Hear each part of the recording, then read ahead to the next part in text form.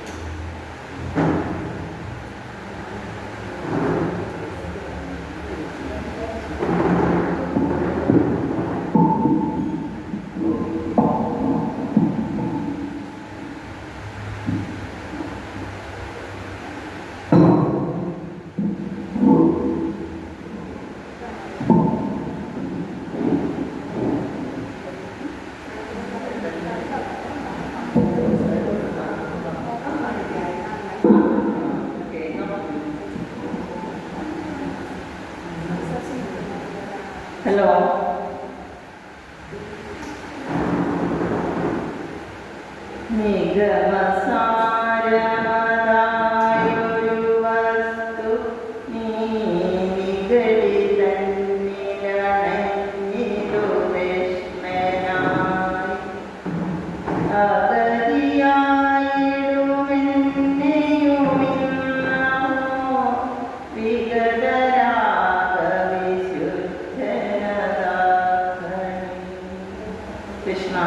ഗുരുവായൂരപ്പ നമ്മൾ നികിടി ക്ഷേത്ര സന്നിധിയിലാണ് ഇരിക്കുന്നത്. ആദ്യം ഭഗവാനെ സ്മരിച്ചുകൊണ്ട് നമ്മൾക്ക് തുടരാം. ഇപ്പോൾ നമ്മളുടെ ഒരു മാസം നമ്മളെല്ലാവരും രാമായണം വായിച്ച് തീർത്തവരാണ് അല്ലേ? ചിലരൊക്കെ 5 പ്രാവശ്യം വായിച്ചവരുണ്ട്, 2 പ്രാവശ്യം വായിച്ചവരുണ്ട്, പെട്ടെന്ന് തീർന്നു പോകുന്നതിന് വീണ്ടും വായിക്കുന്നവരുണ്ട്. ഒരു പ്രാവശ്യം തന്നെ കണക്ക് വെച്ച് എത്ര പേജ് വീതം വെച്ച് 30 ദിവസം കൊണ്ട് വായിച്ചു തീർത്തവരുമുണ്ട് അല്ലേ? ഈ രാമായണത്തിന്റെ പ്രസക്തി ഒരു കാലത്തും നശിക്കുന്നില്ല. നമ്മളിപ്പോ ഈ പ്രാവശ്യം വായിച്ചു, നമ്മളെ സംബന്ധിച്ച് നമ്മൾ പിന്നെ അടുത്ത വർഷം വായിക്കുന്നത്, അല്ലാതെ നിത്യപാരായണം ചെയ്യുന്നവരും ഉണ്ട്. അപ്പോൾ ഈ രാമായണം ഇത്രയും പ്രാവശ്യം വായിച്ച് പല ആളുകളും കാണാതെ അറിയാം, എന്നിട്ട് നമ്മൾ നിർത്തുന്നുണ്ടോ? ഇല്ല. അതിന്റെ താല്പര്യം നമുക്ക് കുറയുന്നില്ല. അതെന്തുകൊണ്ടാണ്? അത് രാമായണം എന്ന് പറയുന്നത് ആദി കാവ്യമാണെന്നാണ് പറയുന്നത്. ലോകത്തിലെ തന്നെ ആദി കവി എഴുതിയ ആദ്യ കാവ്യമാണ് രാമായണം എന്നാണ് പറയുന്നത് അല്ലേ? വാൽമീകി മഹർഷിയുടെ വാൽമീകി രാമായണം എന്ന് പറയുന്നത് ആദ്യത്തെ കൃതിയാണ് ലോകത്തിൽ എഴുതപ്പെട്ട കൃതികൾ. ഇത്ര വർഷങ്ങളായിട്ടും അതിന്റെ പ്രസക്തി മാറിയിട്ടില്ല. ആയിരക്കണക്കിന് രാമായണങ്ങൾ ഉണ്ടായിട്ടുണ്ട്. അതിനെ അധികരിച്ച് വാൽമീകി രാമായണത്തിൽ ശരിക്കും ഒരു മനുഷ്യൻ, ഒരു ഉത്തമനായ മനുഷ്യൻ, ഒരു മര്യാദ പുരുഷനായ മനുഷ്യൻ, ധർമ്മിഷ്ഠനായ മനുഷ്യൻ എങ്ങനെയായിരിക്കണം, അങ്ങനെ ഒരു മനുഷ്യനെ കുറിച്ചാണ് രാമായണത്തിൽ എഴുതിയിരിക്കുന്നത്. അപ്പോൾ ഈ രാമായണം എഴുതിയ ആ വാൽമീകിയെ കൂടി നമ്മൾക്കൊന്ന് നമസ്കരിക്കാം. പൂജന്തം രാമ രാമേതി മധുരം മധുരാക്ഷരം ആരുഹ്യ കവിതാശാഖ വന്ദേ വാൽമീകി കോകിലം. വാൽമീകിയെ ഒരു കൃതിയിലായിട്ടാണ് നമ്മൾ നമസ്കരിക്കുന്നത്. കവിതയാകുന്ന ശാഖയിൽ കയറിയിരിക്കുന്ന ആ കവിയെ, ആ പക്ഷിയായ വാൽമീകി കോകിലത്തെ നമസ്കരിച്ചുകൊണ്ട് നമുക്ക്. അതുപോലെ ഈ രാമായണം എഴുതിയത് എന്തിനു വേണ്ടിയാണ്? എന്താണ് അതിൻ്റെ പ്രസക്ത ഭാവം, അല്ലെങ്കിൽ അതിൻ്റെ എഴുതിയിരിക്കുന്നത് എന്തിനെ കുറിച്ചാണ്? വാൽമീകി മഹർഷിയുടെ കഥ നമ്മൾക്ക് എല്ലാവർക്കും അറിയാം. രാമായണ കഥ പറയേണ്ടുന്ന ആവശ്യമേ ഇല്ല.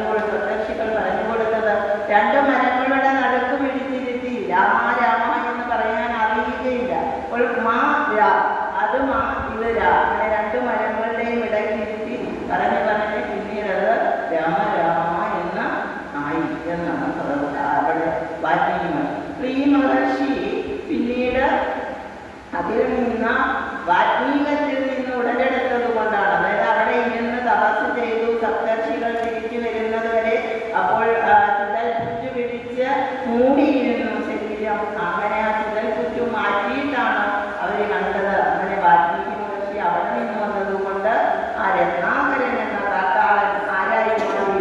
മഹർഷിയായി മാറി.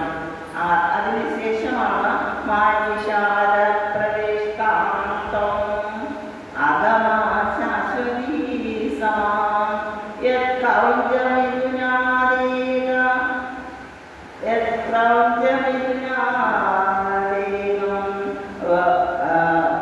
കാമമോഹിതം. വളരെ സന്തോഷത്തോടുകൂടി തൻ്റെ ഇണയുടെ അടുത്തിരിക്കുമ്പോൾ എത്ര സന്തോഷത്തോടു കൂടിയാണ് ഇരിക്കുക. അതിൽ നിന്ന് ഒരു പക്ഷിയെ വെടിവെച്ച് വീഴ്ത്തി കഴിഞ്ഞപ്പോൾ മറ്റേ പക്ഷിയുടെ ശോകം, അല്ലെ, ആ ശോകം മനസ്സിലാക്കിയ ആ ശോകത്തിൽ നിന്ന് ഉടലെടുത്ത കൃതിയാണ് രാമായണം. എന്നാൽ അത് നമ്മൾക്ക് പകർന്നു തന്നത് എഴുത്തച്ഛനാണ്. അല്ലെ, നമ്മളെല്ലാം വായിക്കുന്നത് വാൽമീകി രാമായണം അല്ല, എഴുത്തച്ഛൻ്റെ അധ്യാത്മ രാമായണമാണ് വായിക്കുന്നത്. അതിൽ നിന്ന് ഒരു വ്യത്യാസമേ ഉള്ളൂ. ഇപ്പോൾ വാൽമീകി മഹർഷി എഴുതിയത് ഒരു മനുഷ്യനെ കുറിച്ചാണ്, എഴുത്തച്ഛൻ എഴുതുന്നത് ഈശ്വരനായ രാമദേവൻ, അല്ലെ, രാമദേവൻ എന്നാണ് പറയുന്നത്. അങ്ങനെ ദേവനെ കുറിച്ചാണ് എഴുതിയിരിക്കുന്നത്. ആ ഒരു വ്യത്യാസമേ ഉള്ളൂ.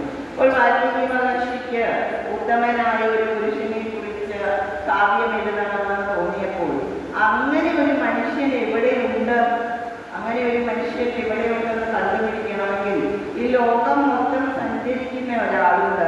ആരാണ്? നാരദൻ.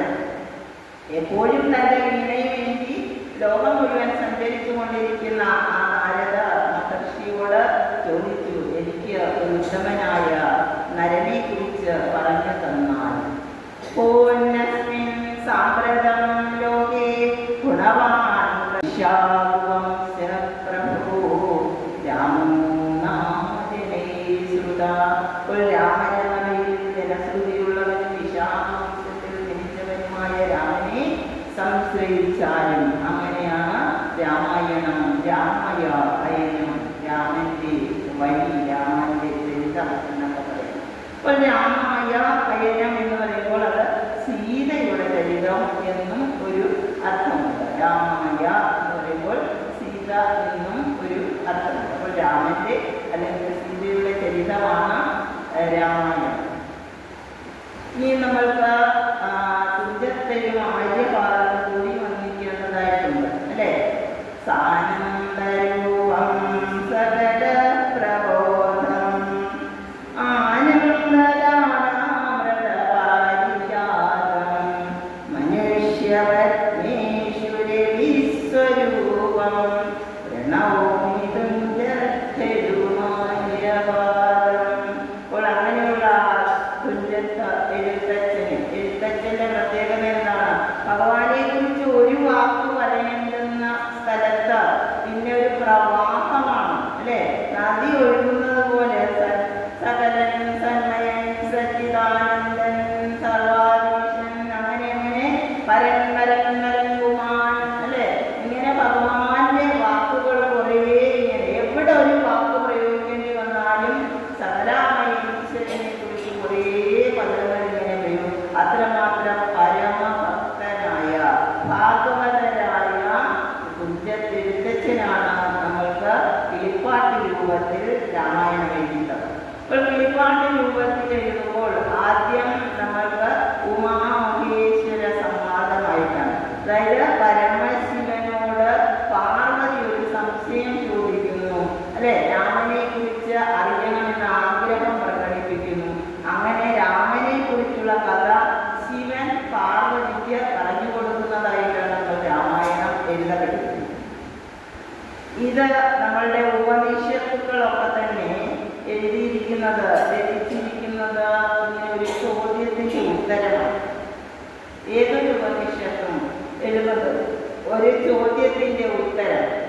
ഇവിടെ പാർവതിയുടെ ചോദ്യത്തിൻ്റെ ഉത്തരമായിട്ടാണ് രാമന്റെ കഥ മുഴുവൻ നമ്മൾക്ക് പറഞ്ഞിരിക്കുന്നത്. പ്രശ്നോപനിഷത്ത് എന്ന് പറഞ്ഞൊരു ഉപനിഷത്തുണ്ട്. അതിൽ 6 മഹർഷിമാർ ചേർന്ന് പിപ്പലാദ മുനിയുടെ വീട്ടിലേക്ക് പോകും. അവർ ശാന്തിപാഠമൊക്കെ പാടിയാണ് പോകുന്നത് അല്ലേ. ഓം ഭദ്രം അങ്ങനെ ശാന്തി മന്ത്രങ്ങളെല്ലാം ഉപനിഷത്തുക്കളിലുണ്ട്.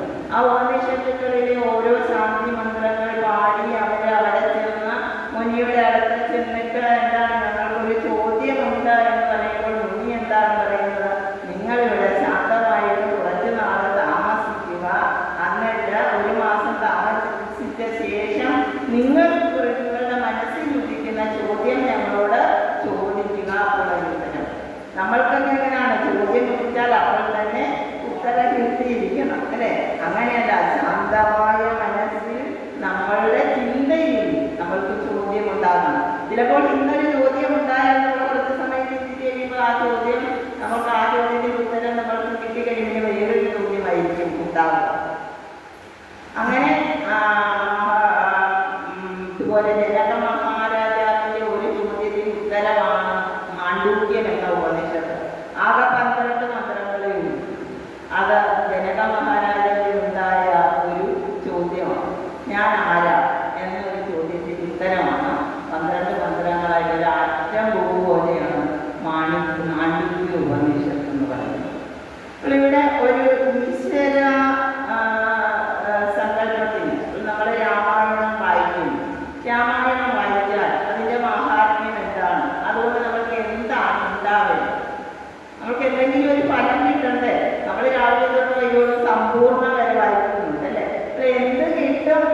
നമ്മൾക്ക് അതാണ് മെയിനായിട്ട് അറിയുന്നത്. അപ്പോൾ ഈശ്വര ഭജനം കൊണ്ട് നമ്മൾക്ക് ഉണ്ടാകേണ്ടത് സാലോക്യം, സാമീപ്യം, സാരൂപ്യം, സായുജ്യം. സാലോക്യം നമ്മൾ ആദ്യം പ്രാർത്ഥിക്കുന്ന എന്തിനു വേണ്ടിയാണ്? ഈശ്വരനെ കാണാൻ സാധിക്കണം അല്ലേ? ഈശ്വര ദർശനം ഉണ്ടാകണമെന്നാണ് നമ്മൾ ആദ്യം പറയുന്നത് അല്ലേ? നമ്മൾക്ക് എന്തൊക്കെ കാര്യങ്ങൾ അറിയണമെങ്കിൽ നമ്മൾ ആദ്യം ഒരാളിനെ കാണാതെ ചോദിക്കാൻ പറ്റുമോ? നമ്മളെല്ലാം കാണാതെ ഇല്ല ചോദിക്കുന്നത്. എങ്കിലും നമ്മൾക്ക് നമ്മൾ എവിടെ ഇരുന്നോണ്ട് പറയാം എനിക്ക് അത് സാധിച്ചു തരണേ, ഇത് സാധിച്ചു തരണേ അല്ലേ എന്ന് നമ്മളിങ്ങനെ പ്രാർത്ഥിച്ചുകൊണ്ടിരിക്കും. എന്നാൽ എന്താണ് ഉണ്ടാകേണ്ടത്? സാലോക്യം. നമ്മൾക്ക് ആ ഭഗവാനെ ദർശിക്കാൻ കഴിയണം. പിന്നീട് നമ്മൾക്ക് സാമീപ്യം ഉണ്ടാകും. ഭഗവാനെ ദർശിച്ചു കഴിഞ്ഞാൽ ഭഗവാന്റെ അടുത്തിരിക്കാനുള്ള ഒരു ഭാഗ്യം ഉണ്ടാകണം. പിന്നീട് സാരൂപ്യം ഉണ്ടാകും. ഭഗവാനായി തന്നെ ഭഗവാന്റെ കൂട്ടത്തിൽ ആയി ലയിച്ചു ചേരാനുള്ള ഒരു സാരൂപ്യം, ഭഗവാന്റെ രൂപം നമുക്ക് ഉണ്ടാവണം.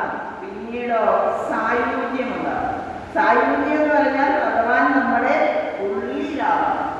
ഉള്ളിലായി കഴിഞ്ഞാൽ നമ്മൾ ഭഗവാനെ തമ്മിൽ യാതൊരു വ്യത്യാസമില്ല. അത് ഓരോരുത്തരും പറയാറില്ല. ഗുരുവും ശിഷ്യനും തമ്മിൽ എന്താ വ്യത്യാസം? ഗുരുവും ശിഷ്യനും തമ്മിൽ എന്തെങ്കിലും വ്യത്യാസമുണ്ടോ? ചിലപ്പോൾ നിങ്ങൾക്ക് വേണമെങ്കിൽ പറയാം ഗുരു മുകളിൽ ഇരിക്കും, ശിഷ്യൻ താഴെ ഇരിക്കും. ഇതാണോ വ്യത്യാസം? അല്ല, ഗുരുവും ശിഷ്യനും തമ്മിൽ ഗുരുവിൻ്റെ അടുത്ത് അറിവുണ്ട് അല്ലേ? ആ അറിവ് ഗ്രഹിക്കാൻ വേണ്ടിയാണ് ശിഷ്യൻ അവിടെ ഇരിക്കുന്നത് അല്ലേ? ഇവർ തമ്മിലുള്ള ഒരു ഒറ്റ വ്യത്യാസമേ ഉള്ളൂ. അറിവ് ഗുരുവിൻ്റെ കയ്യിലിരിക്കുന്നു, ശിഷ്യനത് ഇല്ല. കുറച്ച് കഴിയുമ്പോൾ എന്ത് പറ്റും? ഗുരു ഇത് ശിഷ്യന് കൊടുക്കും അല്ലേ? ശിഷ്യന് ഗുരു അറിവ് കൊടുത്തു കഴിഞ്ഞാൽ, അറിവ് ലഭിച്ചു കഴിഞ്ഞാൽ എന്താകും?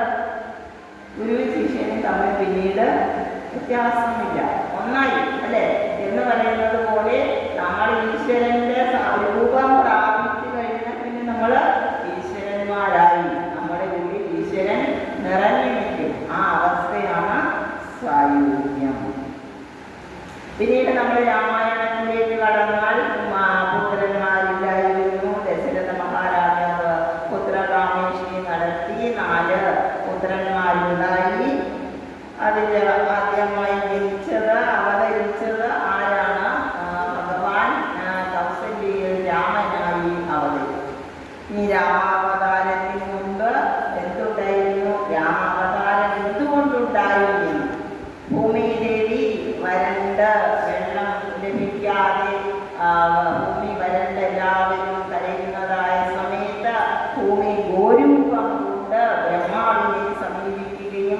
ബ്രഹ്മാവ് ഇവരെല്ലാം കൂട്ടി വൈകുണ്ഠത്തിലെത്തി മഹാവിഷ്ണുവിനോട് പരാതി അറിയിച്ചു. എന്താണ് പരാതി? ഭൂമിയിലെങ്ങും ജലമില്ല, ഭൂമിയൊന്നും പുലർത്തുന്നില്ല. അങ്ങനെയുള്ള ആ സന്ദർഭത്തിൽ മഹാവിഷ്ണു തന്നെ മനുഷ്യനായി ജനിച്ച് ഈ അസുരന്മാരിൽ നിന്ന് ഭൂമിയെ രക്ഷിക്കാമെന്ന് അവർക്ക് വാക്കുകൊടുത്തു. അങ്ങനെ ആ വാക്കിൻ്റെ അടിസ്ഥാനത്തിലാണ് ഭഗവാൻ അയോധ്യയിൽ വന്ന ദശരഥാത്മജനായി ജനിക്കുന്നത്. അപ്പോൾ കൗസല്യാദേവി നേരത്തെ അഗ്നിദേവിയായി നിന്നും മകനായി പിറക്കണമെന്ന് പ്രാർത്ഥിച്ചിരുന്നു. അങ്ങനെ മകനായി പിറന്നു കഴിഞ്ഞതിന് ശേഷം ആദ്യമേ എന്താ സംഭവിച്ചത്? ഭഗവാൻ ദർശനം കൊടുത്തു, അല്ലേ? കൗസല്യാദേവിക്ക് ഭഗവത് ദർശനം, വിഷ്ണു രൂപത്തിൽ ദർശനം കൊടുക്കുന്നുണ്ട്. വിഷ്ണു രൂപത്തിനുള്ള പ്രത്യേകത എന്താണ്? വിഷ്ണുവിൻ്റെ രൂപം നമ്മളെല്ലാം നമ്മളുടെ മനസ്സിൽ ഇങ്ങനെ തെളിഞ്ഞു വരുവാണ്. ശംഖചക്ര ഗദാ പത്മത്തോടുകൂടി നിൽക്കുന്ന ആ രൂപം. പത്മം എന്താണ്? താമര, അല്ലേ? ആ താമരയ്ക്കുള്ള പ്രത്യേകത എന്താണ്? താമര എവിടെയാണ് ജനിക്കുന്നേ?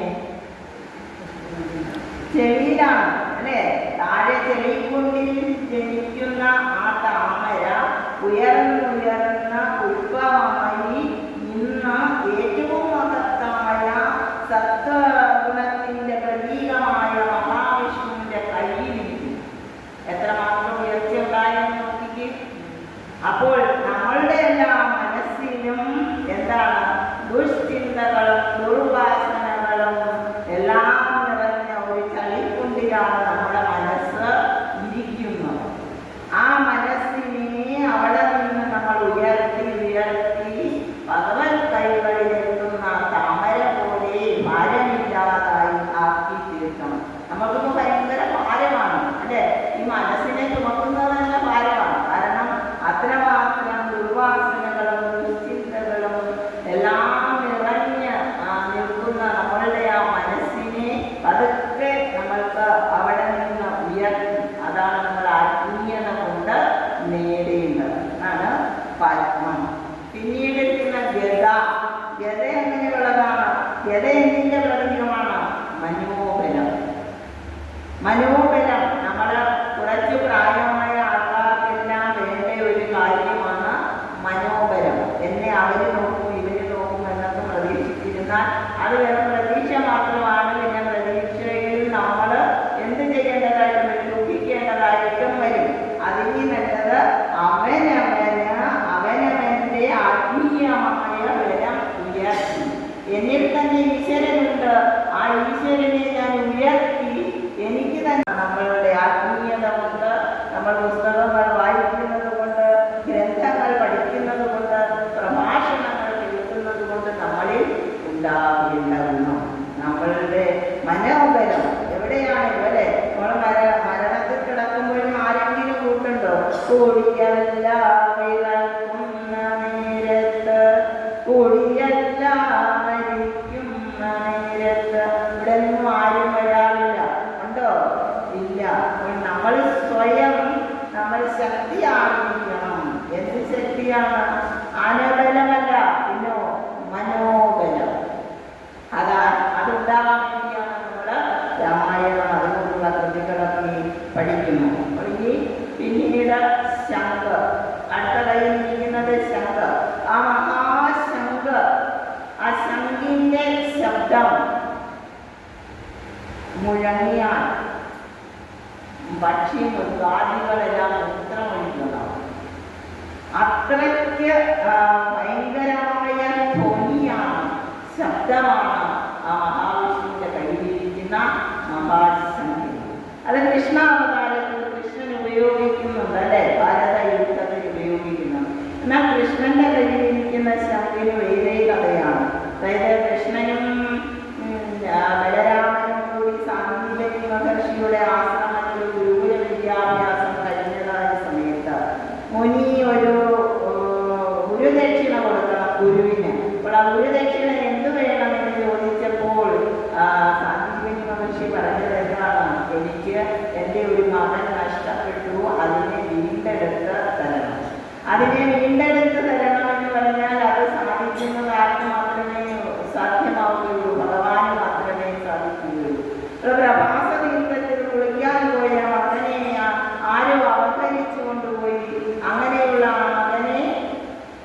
ലഭിക്കുവാനായി കൃഷ്ണരാമന്മാരോട് പറയുന്നു. അവര് പ്രഭാസ തീരത്ത് ചെന്ന വരുണനെ വെല്ലുവിളിക്കുന്നു. വരുണൻ അറിയാതെ ഇത് സാധിക്കില്ലല്ലോ. അപ്പോൾ വരുണൻ പ്രത്യക്ഷപ്പെട്ടപ്പോൾ പറഞ്ഞത്, ഇവിടെ നമ്മൾക്ക് ഒരു കുട്ടി നഷ്ടപ്പെട്ടിട്ടുണ്ട്, അതെവിടെയാണ് കണ്ടുപിടിച്ച് നമ്മൾക്ക് കൊണ്ടുപോകും. അങ്ങനെ വരുണൻ കാട്ടിക്കൊടുക്കുന്നു. അതായത് പാഞ്ചജന്യം എന്ന ശക്തിയിനുള്ളിലാണ് ഈ കുട്ടിയെ ഒളിപ്പിച്ചിരിക്കുന്നത്. അത് പഞ്ചജൻ എന്ന അസുരന്റെ ശങ്കാണ്. അപ്പോൾ പഞ്ചജൻ എന്ന അസുരൻ തട്ടിക്കൊണ്ടുപോയി ഇതിനുള്ളിൽ വെച്ചിരിക്കുന്ന ഈ കുട്ടിയെ മോചിപ്പിക്കാനായി പഞ്ചജനെ വധിച്ച് ആ ശംഖ് കൈവശപ്പെടുത്തി. അതാണ് കൃഷ്ണ ഭഗവാന്റെ കയ്യിലിരിക്കുന്നതായ പാഞ്ചജന്യം. പിന്നീട് എന്താണ്? ശംഖ്, ചക്രം. ചക്രം. ചക്രം എന്ന് പറയുന്നതിന് പേരുണ്ട്, സുദർശന ചക്രം, അല്ലെ? സുദർശന എന്ന് പറയുന്നത് സ്വദർശനം എന്ന് നമ്മൾ പറയും. സ്വദർശനം, നമ്മൾ ദർശിക്കുക. ഈ ചക്രം എപ്പോഴും ഉപയോഗിക്കാറില്ല, അത്യാവശ്യ ഘട്ടങ്ങളിൽ അല്ലെ മാത്രമാണ് ഉപയോഗിക്കുന്നത്. അത്രയ്ക്ക് അത് വിഷ്ണുവിന് ശിവൻ നൽകിയതാണെന്നാണ് പറയുന്നത്. അതായത് വിഷ്ണു സൃഷ്ടി സ്ഥിതി സംഹാരങ്ങളിൽ സ്ഥിതിയാണ് കർമ്മം നോക്കിക്കൊണ്ടിരിക്കുന്നത്, അല്ലെ? അപ്പോൾ സ്ഥിതി കർമ്മം നോക്കുന്ന ആള് വളരെ സാന്ത്വനിച്ച് എല്ലാവരെയും ക്ഷേമപൂർവ്വം സ്നേഹപൂർവ്വം നോക്കുന്ന ആളാണ്. അസുരന്മാരുടെ ശല്യമൊക്കെ വരുമ്പോൾ വിഷ്ണുവിന് ഇവരെ ഒതുക്കാൻ സാധിക്കുന്നില്ല.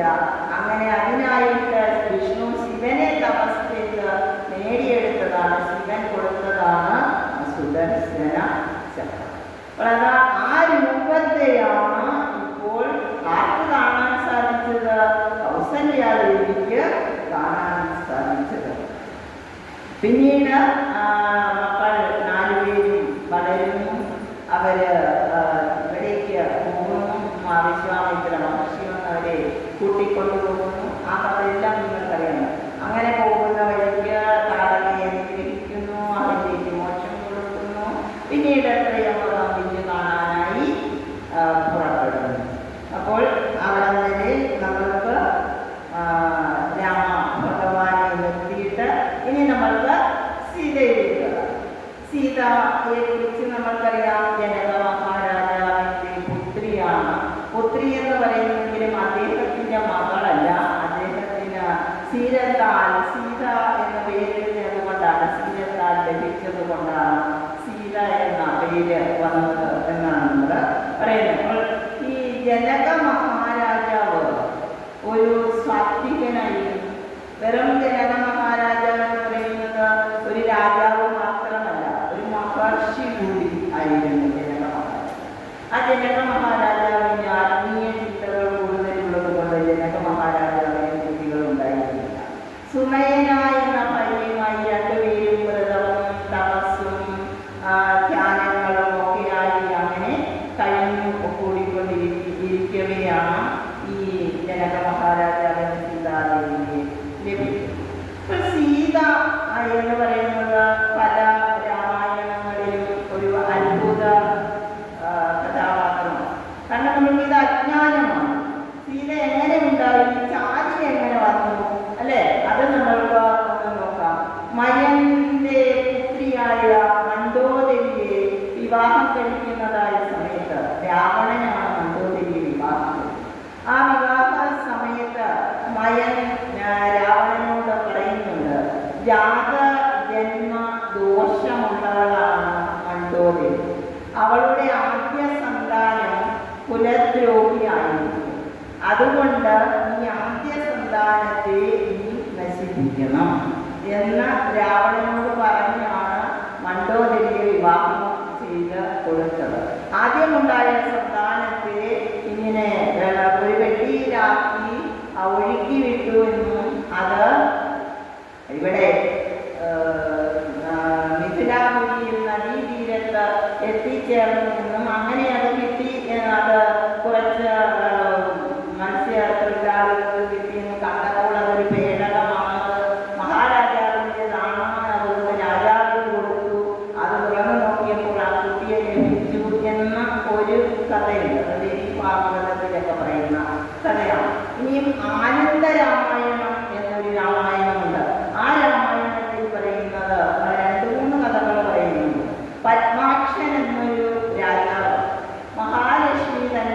എനിക്ക് പുത്രിയായി വേണം എന്ന് പറഞ്ഞുകൊണ്ട് മഹാവിഷ്ണുവിനെ ധ്യാനിച്ചു, തപസ്. മഹാവിഷ്ണു പ്രത്യക്ഷപ്പെട്ടിട്ട് ഒരു ലിംഗം ഈ പത്മാക്ഷന് കൊടുക്കുമെന്നും യാഗസമയത്ത് അതിൽ നിന്നുണ്ടായ കുട്ടിയാണ് പത്മ എന്ന് പേരിട്ടു. ഈ പത്മ വളർന്ന സ്വയംവര പ്രായമായപ്പോൾ പത്മയുടെ സ്വയംവരമെല്ലാം ഒരുക്കിയ സമയത്ത് അസുരന്മാരെല്ലാം വന്ന് സ്വയംവര മണ്ഡപമൊക്കെ അടിച്ച് തകർത്ത് അവിടെ കോലാഹലങ്ങളുണ്ടാക്കി പത്മാക്ഷനെയും വധിച്ചു. പിന്നെ അവശേഷിച്ചത് പത്മ മാത്രമാണ്. അപ്പോൾ പത്മയെ ഇവർക്ക് തട്ടിക്കൊണ്ടുപോകാൻ വേണ്ടിയായിരുന്നു. പക്ഷേ ആ പത്മ അഗ്നികുണ്ഡത്തിലേക്ക് എടുത്ത് ചാടി ദേഹത്യാഗം ചെയ്തു. അങ്ങനെ ഇരിക്കുമ്പോൾ ഒരിക്കൽ രാവണൻ അതുവഴി മുകളിലൂടെ, രാവണനൊരു വിമാനമൊക്കെ ഉണ്ട് അല്ലേ, ആ പുലികളോ വിമാനത്തിൽ ഇങ്ങനെ പോയിക്കൊണ്ടിരിക്കുന്ന സമയത്ത് താഴേക്ക് നോക്കിയപ്പോൾ ഈ അഗ്നികുണ്ഡത്തിന്റെ മുകളിലായി പത്മ ഇരിക്കുന്നു. സുന്ദരിയായ ഒരു സ്ത്രീ അവർ നിൽക്കുന്നതായിട്ട് രാവണൻ കണ്ടിട്ട് പെട്ടെന്ന് രാജി ചെയ്തു. എന്നിട്ട് എന്ത് ചെയ്തു? അപ്പോഴേക്ക് ഭയന്ന ഈ പത്മ വീണ്ടും അഗ്നികുണ്ഡത്തിലേക്ക് ചാടി. അപ്പോൾ അഗ്നികുണ്ഡത്തിൽ ചാടിയാലും രക്ഷിക്കാൻ കഴിവുള്ള ആളാണ് ആര്? രാവണൻ. രാവണൻ അതിശക്തനാണ്, ലോകത്തിലെ ഏറ്റവും വലിയ ശക്തിമാനാണ് രാവണൻ. രാവണൻ അതിൻ്റെ കൂടെ അഗ്നികുണ്ഡത്തിൽ ഇറങ്ങി എല്ലാവരും പരതി നോക്കിയപ്പോൾ 5 കഷണം രത്നങ്ങളായിട്ടാണ് രാവണന് കയ്യിൽ കിട്ടിയത്. ഈ 5 കഷണം രത്നങ്ങളെയും ഒരു പേടയിലാക്കി ഒരു പെട്ടിയിലടച്ച് വീട്ടിൽ കൊണ്ടുപോയി. അതിനെ കിട്ടിയില്ലെങ്കിൽ ഇതിനെങ്കിലും കൊണ്ടുപോകാം, എന്ത് കിട്ടിയാലും വീട്ടിൽ വേണം കൊണ്ടുപോവുകയും. അങ്ങനെ രത്നങ്ങൾ കൊണ്ടുപോയിട്ട് തൻ്റെ ഭാര്യയായ മണ്ഡോദരി അത് ഒരു ദിവസം പതുക്കെ ഒന്ന് തുറന്നു നോക്കിയപ്പോൾ അതിൽ കന്യാരൂപത്തിൽ പത്മ ഇരിക്കുന്നതായി കണ്ടു. പെട്ടെന്ന് അടച്ചിട്ട് രാവണനോട് സമ്മർദ്ദം ചെലുത്തി, ഇതിവിടെ വെച്ചേക്കാൻ പാടില്ല. കാരണം പത്മാക്ഷന്റെ രാജ്യം മൊത്തം മുടിപ്പിച്ചത് ഈ ഒരു പത്മ നിമിത്തമാണ്. അതുകൊണ്ട് അത് നമ്മളുടെ രാജ്യവും നശിച്ചു പോകും. അതുകൊണ്ട് പത്മയെ എത്രയും പെട്ടെന്ന് ഈ പേടകളെ മാറ്റിയേ പറ്റത്തുള്ളൂ. അതുകൊണ്ട് രാവണൻ വീണ്ടും അത് എടുത്തുകൊണ്ട് പോയി നമ്മുടെ മിഥിലാപുരിയിൽ ഒരു സ്ഥലത്ത് കൊണ്ട് കുഴിച്ചിട്ടുവെന്നും ആ കുഴിച്ചിട്ട സ്ഥലം യാഗത്തിനായി യാഗത്തറയാക്കി ജനക മഹാരാജാവ് യാഗത്തറ ഒരുക്കുമ്പോൾ ശീലം കൊണ്ടുഴുതപ്പോൾ ആ കുട്ടിയിൽ നിന്ന് ആ കുട്ടിയെ ലഭിച്ചു എന്നുമാണ് ഒരു കഥ. അത് പിന്നീട് അത്ഭുത രാമായണത്തിൽ വേറെ ഒരു കഥയുണ്ട്. മുനിമാരൊക്കെ പൂജ ചെയ്തിട്ട് ഇരിക്കുന്ന മുനിമാരെയൊക്കെ ഈ രാവണൻ ഓരോ മുനിമാരെയും ഇങ്ങനെ എന്ത് ചെയ്യും? അമ്പെയ്തിട്ട് അവരുടെ രക്തം ഓരോ ഒരു പാത്രത്തിൽ സൂക്ഷിക്കും. അത് രാവണൻ സൂക്ഷിക്കും. മുനിമാരൊക്കെ ഓരോ ദിവസവും പ്രാർത്ഥന ചെയ്തിട്ട് ഒരു തുള്ളി പാല് ഓരോ ദിവസവും ഒരിടത്ത് സൂക്ഷിച്ചിരുന്നു. അപ്പോൾ ഈ മുനിമാരെ കൊണ്ടിട്ട് ആ പാലെടുക്കൊണ്ട് പോയി ഈ ബ്ലഡുമായിട്ട് ഒന്നിച്ചൊഴിച്ചിട്ട് അത് വീട്ടിൽ കൊണ്ടുവച്ചു. അപ്പോൾ രാവണന്റെ സ്വഭാവം വളരെ മോശമായി വരുന്നു. ഓരോ ദിവസവും വേണ്ടാത്ത കാര്യങ്ങളൊക്കെയാണ് ചെയ്യുന്നത് എന്ന് മനസ്സിലാക്കിയ മണ്ഡോദരി തീരുമാനിച്ചു, ഞാൻ ആത്മഹത്യ ചെയ്യാം. അങ്ങനെ വിചാരിച്ചിട്ട് ഈ രക്തവും പാലും ചേർന്ന് വെച്ചിരുന്ന ആ മിശ്രിതം അല്പം എടുത്തങ്ങ് കുടിച്ചു. എന്നാൽ മരിക്കുന്നതിന് പകരം അവൾ ഗർഭിണിയാവുകയാണ് ചെയ്തത്. അങ്ങനെ ആ കുട്ടിയാണ് ഇത് അത്ഭുത രാമായണം എന്നൊരു രാമായണമുണ്ട് അതിൻ്റെ. ഏതായാലും ജനക മഹാരാജാവിന് തന്നെയാണ് സീതയെ ലഭിച്ചത്. ജനക മഹാരാജാവ് ഒരു ജിജ്ഞാസുവായിരുന്നു. ജിജ്ഞാസു എങ്ങനെയായി എന്ന് നമ്മൾക്ക് ഒന്ന് നോക്കാം. ജനക മഹാരാജാവ് സഭാഭരണഭൂഷിതനായി കൊട്ടാരത്തിൻ്റെ രാജസദസ്സിൽ അതാ ഇരിക്കുകയാണ്. അങ്ങനെ ഇരിക്കുമ്പോൾ ഒരു പടൻ ഓടി വന്നിട്ട് പറയുകയാണ്, രാജ്യം ആക്രമിക്കപ്പെടുന്നു. അപ്പോൾ ആക്രമിക്കപ്പെട്ട രാജ്യത്തിലേക്ക് രാജാവ് ആദ്യം പോകില്ല. സേനാനായകനെ അയച്ചു, മന്ത്രിമാരെ അയച്ചു. ഏറ്റവും അവസാനമാണ് എല്ലാവരും കീഴടങ്ങി എല്ലാവരും തോറ്റു കഴിയുമ്പോഴാണ് രാജാവ് പോവുക. അങ്ങനെ രാജാവ് ചെന്ന് രാജാവും തോറ്റു.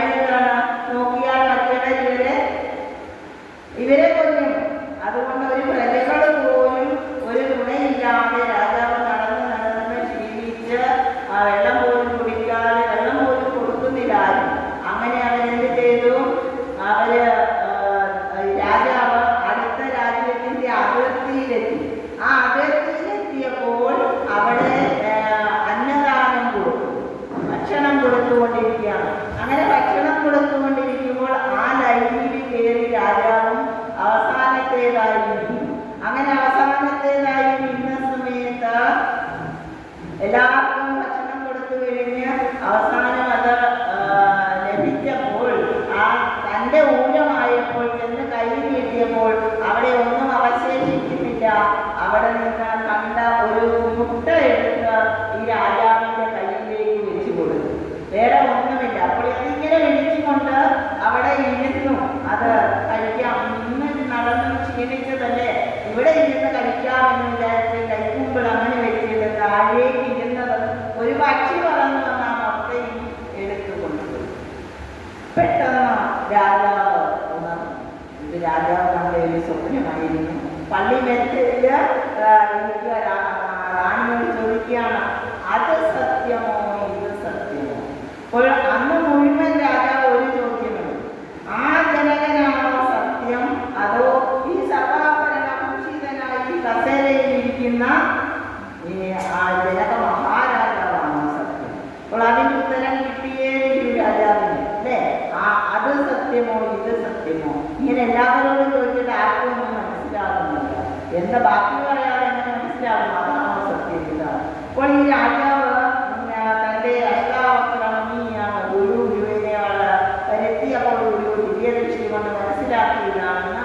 അങ്ങനെ ആ ചോദ്യത്തിന് ഉത്തരമാണ് ഞാൻ മുമ്പേ പറഞ്ഞ മാണ്ഡൂക്യ ഉപനിഷത്ത്. ഇങ്ങനെ ജിജ്ഞാസുവായ ഇത്രമാത്രം ആത്മീയത നേടിയ ഒരാളിൻ്റെ കൊട്ടാരത്തിലേക്കാണ് നമ്മുടെ സീത ഇന്ന് വന്നിരിക്കുന്നത്. അവിടെ ജനക മഹാരാജാവിൻ്റെ അനുജനായ വൃഷധ്വജൻ്റെ പുത്രിമാരുണ്ട്. ഊർമിള, സുതകീർത്തി, മാധവി, അങ്ങനെയുള്ള 4 പുത്രിമാർ ഒരുമിച്ചാണ് വളർന്നത് സീതയോടൊപ്പം. അപ്പോൾ ഇടയ്ക്ക് ഒരു ദിവസം ഈ ബാലികമാർ കളിക്കുന്നതായ സമയത്ത് ഒരു മല്ലിക പൂ വിൽക്കാനായി അവർക്ക് സാധിക്കാനപ്പോൾ സീത ഒരു അമ്പെയ്ത് ആ ഒരു പൂവ് അതിൻ്റെ അടുത്തൊരു അമ്പെയ്തിട്ട് ആ മല്ലിക മരത്തിൻ്റെ കൊമ്പിൽ നിന്ന് പൂ താഴെ ഇടുന്നത് അന്തപുരത്തിലിരുന്നു കൊണ്ട് ജനക മഹാരാജാവ് കണ്ടു.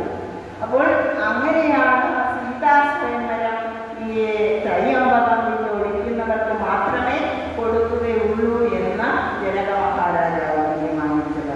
അപ്പോൾ ഈ ത്രയംബകം എങ്ങനെ ജനകന്റെ കയ്യിൽ വന്നു? ത്രയംബകം എന്ന് പറയുന്നത് നമ്മൾക്കറിയാം ആരുടെ ഇല്ല, ശിവന്റെ അല്ലെ, ശൈവമാണ്, ശൈവചാമം. അത് ശിവന്റെ കയ്യിലല്ലേ ഇരിക്കണ്ടേ, അതെങ്ങനെ ജനകന്റെ കയ്യിൽ വന്നു? അപ്പോൾ ത്രിപുരൻ എന്ന ഒരു അസുരൻ ലോകത്തെ മുഴുവൻ നശിപ്പിച്ചുകൊണ്ടിരുന്നതായ സമയത്ത് ത്രിപുരനെ വധിക്കാനായിട്ട് വിശ്വകർമാവ് നിർമ്മിച്ചു നൽകിയ വില്ലാണ് ത്രയംബകം. അതുപോലെ ഒരു വില്ല് മഹാവിഷ്ണുവിനും ആര്യ നൽകിയിട്ടുണ്ട് ഈ വിശ്വകർമാവ്. അതിൻ്റെ പേര് ശാർണം എന്നാണ്. ഒരു ശാർണം ത്രയംബകം എന്ന 2 വില്ലുകളാണ് നിർമ്മിച്ചത്. ആ ശാർണം എന്ന ത്രയംബകം എന്ന വില്ല് ശിവന് കൊടുത്തു. ശിവൻ ത്രിപുര അസുരനെ വധിച്ചു. ത്രിപുര ദഹനം എന്നാണ് പറയുന്നത്. അങ്ങനെ ത്രിപുരനെ ദഹിച്ച ശേഷം ആ വില്ല് മറ്റു ദേവന്മാരുടെ കയ്യിൽ ശിവൻ സൂക്ഷിക്കാനായി ഏൽപ്പിക്കുന്നു. ആ ദേവന്മാർ ദേവരാജൻ എന്ന പേരുള്ള ജനക മഹാരാജാവിനെ ഏൽപ്പിക്കുന്നു. വർഷങ്ങളായി ജനക മഹാരാജാവ് പൂജിച്ച് സൂക്ഷിച്ച് അന്തപുരത്തിൽ വെച്ചുകൊണ്ടിരിക്കുന്നതായ വില്ലാണ് ത്രയംബകം. അതാരൊഴിക്കുന്നുവോ അവർക്ക് മാത്രമേ തൻ്റെ മകളെ വിവാഹം കഴിച്ച് കൊടുക്കുകയുള്ളൂ. അപ്പോൾ നമ്മൾ രാമനെ ഒരു സ്ഥലത്ത് കൊണ്ടെത്തിച്ചിട്ടാണ് അല്ലേ വിശ്വാമിത്ര മഹർഷിയോടൊപ്പം അവിടെ ഇരുന്ന രാമനും ലക്ഷ്മണനും ഇവിടെ ഇത് കാണാനായി വരുന്നു. അങ്ങനെ രാമൻ വന്ന് വിചൊലിക്കുന്നു. അതിൻ്റെ ഇടയിൽ ഇവരിങ്ങനെ പോകുന്ന സമയത്ത് ശ്രീരാമന്റെ ശക്തി വർദ്ധിപ്പിക്കുന്നതിനുള്ള അതിബലയും പുനരതിബലയും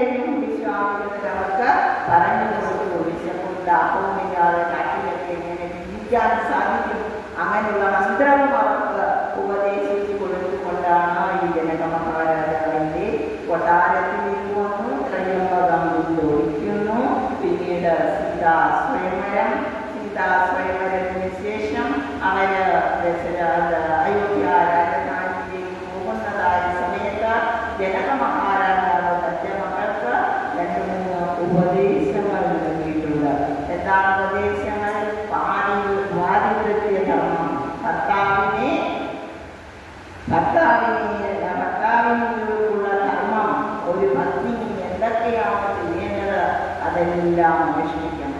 അതുപോലെ കുടുംബക്ഷേമം, കുടുംബ ഐശ്വര്യം വിട്ട് പ്രവർത്തിക്കാൻ പാടില്ല. നീ ഏത് കുടുംബത്തിലാണോ ചെല്ലുന്നത് ആ കുടുംബത്തിൻ്റെ ക്ഷേമത്തിനായി നിലകൊള്ളണം, ആ കുടുംബത്തിൻ്റെ ശ്രേയസ്സിനായി നിലനിൽക്കണം. ഇങ്ങനെ രണ്ട് ഉപദേശങ്ങളും കൊടുത്ത തൻ്റെ പുത്രിയെ യാത്രയാണ്. അന്നൊക്കെ ഒരു പിതാവ് പുത്രിയെ യാത്രയാക്കുമ്പോൾ എന്താണ്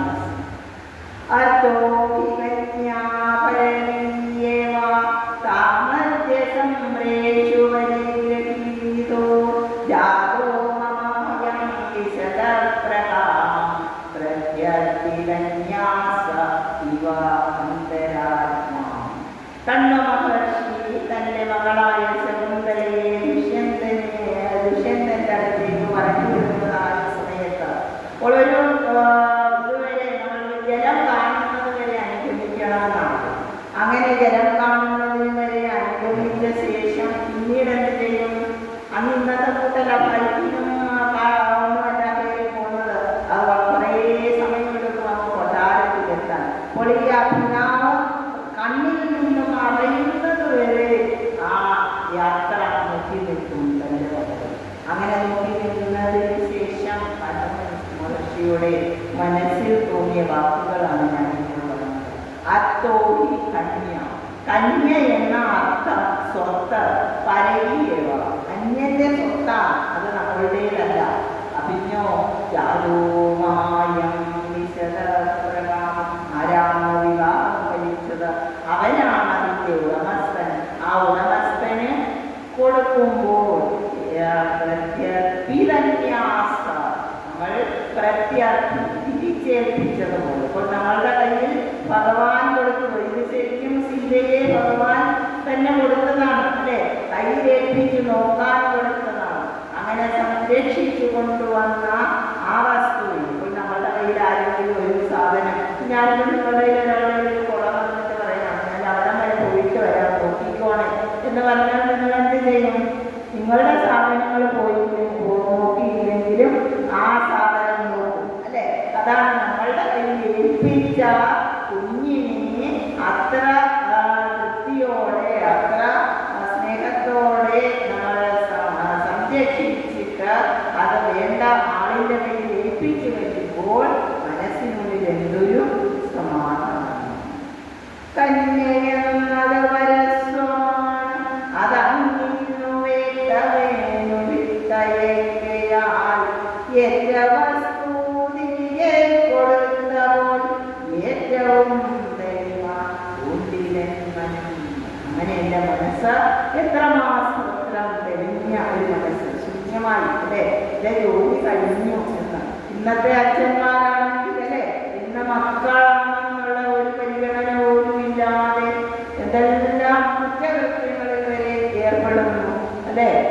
സംസ്കാരങ്ങളുടെ നശിച്ചുകൊണ്ടിരിക്കുകയാണ്. അവരിതൊക്കെ കേൾക്കേണ്ടതാണ്. സ്വന്തം മകളുടെ പ്രായമുള്ള കുട്ടികളെയൊക്കെ പീഡിപ്പിച്ച് ജയിലിൽ പോയി 45 വർഷം വരെ ശിക്ഷ അനുഭവിക്കുന്നവരുണ്ട്, അല്ലേ? ഇതാണ് നമ്മൾ രാമായണത്തിൻ്റെ ഇന്നത്തെയും പ്രസക്തി. അതായത് കാലോചിതമായിട്ട്, കാലത്തിനനുസൃതമായിട്ടുള്ള ധർമ്മങ്ങളാണ് അതിൽ പറഞ്ഞിരിക്കുന്നത് എന്നുള്ളത് കൊണ്ടാണ്. ഇപ്പോൾ സീതാസ്വയംവരമെല്ലാം കഴിഞ്ഞു, ജനകൻ യാത്രയച്ചു, അവർ തിരിച്ച് അയോധ്യയിലെത്തി. ഇനി അയോധ്യയിൽ ചില കാര്യങ്ങളൊക്കെ നടക്കുന്ന കുറച്ച് വർഷം കഴിഞ്ഞപ്പോൾ രാജ്യാഭിഷേകം, അല്ലേ? രാമനെ അഭിഷേകം ചെയ്യാൻ ഒരുങ്ങുന്നു. രാമന്റെ അഭിഷേകത്തെ കൈകേയി മാതാവ് വിഘ്നം സംഭവിക്കുന്നു. വിച്ഛിന്ന അഭിഷേകമായി അത് മാറുന്നു. ആ സമയത്ത് ശ്രീരാമൻ എന്താണ് വളരെ സന്തോഷത്തോടുകൂടി പിതുരാജ്ഞിയെ വഹിക്കുവാനായി അപ്പോൾ അമ്മയുടെ അടുത്ത് നിന്ന് പറയുന്നുണ്ട്, ഇപ്പോൾ ക്ഷിപ്രമരന്യാസത്തിനോണം മുൾപാടുകേറിയായമ്മയ്ക്ക് മൽപ്പിടാരണ്ടുവരങ്ങളുത്തിടിയാൻ ഒന്ന് ഭരതനെ വാഴിക്കുന്നത് എന്നീ വന കൗസല്യാദേവി ഭക്ഷണം കഴിക്കാൻ വിളിക്കുകയാണ് അല്ലേ. ഇപ്പോൾ ഒരു സമയവും ഇല്ല. അപ്പോൾ അമ്മ പ്രതികരിക്കുന്നുണ്ട്. പോകണമെന്നോ പോകരുതെന്ന് ഞാൻ പറയുന്നുണ്ടല്ലോ എന്നൊക്കെ പറയുന്നുണ്ട്. പക്ഷെ അച്ഛനെന്തൊഴിച്ചെന്നാരാമയ്ക്കുന്നതായിരിക്കണമെന്നാണ് രാമൻ പറഞ്ഞത്. അതിനുശേഷം അവിടെ വേറൊരാളുണ്ട്. ലക്ഷ്മണന്റെ അടുത്തേക്ക് ചെല്ലും. ലക്ഷ്മണൻ എന്താ പറയുന്നത്? അല്ലേ, നമ്മുടെ അച്ഛന് ഭ്രാന്തനാണ്, ജഡനാണ്, സ്ത്രീജിതനാണ് എന്നുള്ള വാക്ക് കേട്ടുകൊണ്ട് ഇതൊക്കെ പറഞ്ഞിരിക്കുന്ന ചേട്ടനിതൊന്നും കേൾക്കണ്ട അല്ലേ. അപ്പോൾ ഒരച്ഛൻ്റെ തന്നെ മക്കളിലുള്ള സ്വഭാവ വ്യത്യാസമാണ് നമ്മളാണ്. ചിലരൊക്കെ അപ്പോൾ തന്നെ പ്രതികരിക്കുക, പൊട്ടിത്തെറിക്കുകയാണ് അല്ലേ, അതിനെപ്പറ്റി ചിന്തിക്കാതെ. പക്ഷെ അങ്ങനെയുള്ള അത് സഹോദര സ്നേഹം കൊണ്ടാണ്, തൻ്റെ ഭ്രാതാവിനോടുള്ള തൻ്റെ ജ്യേഷ്ഠനോടുള്ള അതിയായ സ്നേഹം കൊണ്ടാണ് അത്രയും പൊട്ടിത്തെറിച്ചത്. അതിന് പ്രാധാന്യം അച്ഛനേക്കാൾ കൂടുതൽ തൻ്റെ സഹോദരനെ സ്നേഹിക്കുക. അതൊരു സഹോദര ബന്ധമാണ്. ആ സഹോദര ബന്ധം ഇന്നില്ല. ഇന്നുണ്ടോ? ഇല്ല. ഒരുത്തന് ഇത്തിരി പണം കൂടുതലുണ്ടെങ്കിൽ മറ്റുള്ളവർക്കൊക്കെ അസൂയയാണ്. അവനോട് മിണ്ടണ്ട, അല്ലെങ്കിൽ എന്തെങ്കിലും കോലാഹലങ്ങൾ ഉണ്ടാക്കി അങ്ങനെയൊക്കെയുള്ള കാലമാണ് ഇന്ന് അല്ലേ. സ്വന്തം മാതാപിതാക്കളെ പോലും കൊണ്ടിട്ട് അവരുടെ സ്വത്ത് കൈവശമാക്കുക. എനിക്കെല്ലാം വേണം അല്ലേ, എനിക്കും കിട്ടണം, അത് മാത്രമാണ് ഇന്നത്തെ കാലം. അതാണ് സഹോദര ബന്ധത്തിന്റെ മഹാത്മ്യം നമ്മുടെ രാമായണത്തിലൂടെ പഠിക്കണം എന്ന് പറയുന്നത്. എന്നാൽ രാമൻ എന്താ ചെയ്ത്? ലക്ഷ്മണനെ മാറോടണച്ചു കിട്ടിപ്പിടിച്ചിട്ടാണ് പറയുന്നത്. സാന്ത്വനമാണ്, അവിടെ ഉപദേശമല്ല. ലക്ഷ്മണ സാന്ത്വനമാണ്. ലക്ഷ്മണനെ ശാന്തനാക്കിയിട്ടാണ് മത്സരാനികൾ വെടിഞ്ഞെന്നുടെ വാക്കുകൾ കേട്ടാലെന്ന് രാമൻ പറയുന്നത് അല്ലേ. നീ മത്സരമൊക്കെ കളയൂ, നമ്മൾക്ക് ശാന്തമായിട്ട് നീ എൻ്റെ വാക്കുകളൊക്കെ കേൾക്കൂ എന്നാണ്. പിന്നീട് വേറൊരാളെ കൂടിയുണ്ട്. ആരാണ്? സീത അല്ലേ. സീതയുടെ അടുത്തേക്ക് പിന്നീടാണ് പോകുന്നത്. കല്യാണോപീവനത്തിനോകാൻ വില്ലും ശരം കൈപിടിച്ചോരു നേരം മെല്ലെ പുറപ്പെട്ടു പിന്നാലെ സീത കല്യാണി ശ്രീരാമ രാമ. നമ്മളൊക്കെ ചെറുപ്പത്തിൽ പഠിച്ചത് കാന്താരന്താര രാക്ഷീമനോജ്ഞി കാന്താരവാസം നിനക്കാവതല്ലേ ശാന്തേ കുടുംബത്തിലെ താതവാദം ശാന്തേ പരിചേരു ശ്രീരാമ രാമ. വൈദേഹി പോരേണ്ട പോരേണ്ട ബാലേ വൈതാക ശാന്തിക്കുവായങ്ങളുടെ കല്ലുണ്ടു മുള്ളുണ്ടു കാട്ടിൽ പാദവ്യതയ്ക്കു ശ്രീരാമ രാമ.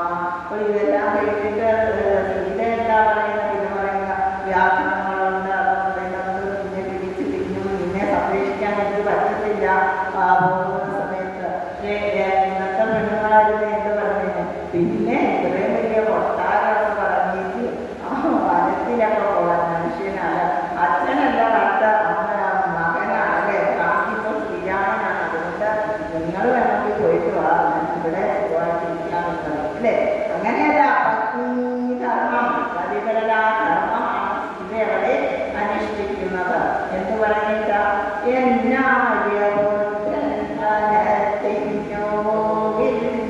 പിന്നെ പുലിവാസമെത്തിനോ വേണ്ടി നിന്നോടുകൂടി തോന്നുന്നു ഞാനും എന്നാൾ മനോജ്ഞാതി ശ്രീരാമ രാമ.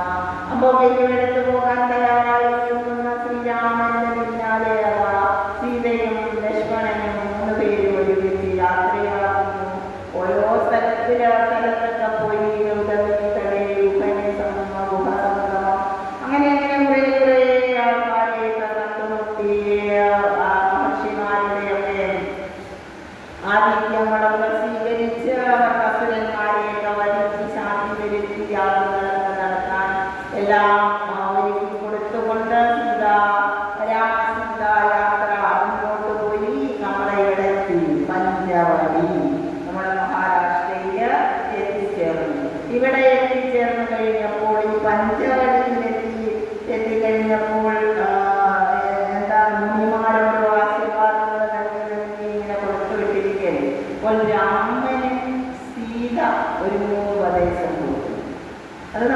വെച്ചിട്ടില്ല അല്ലെ.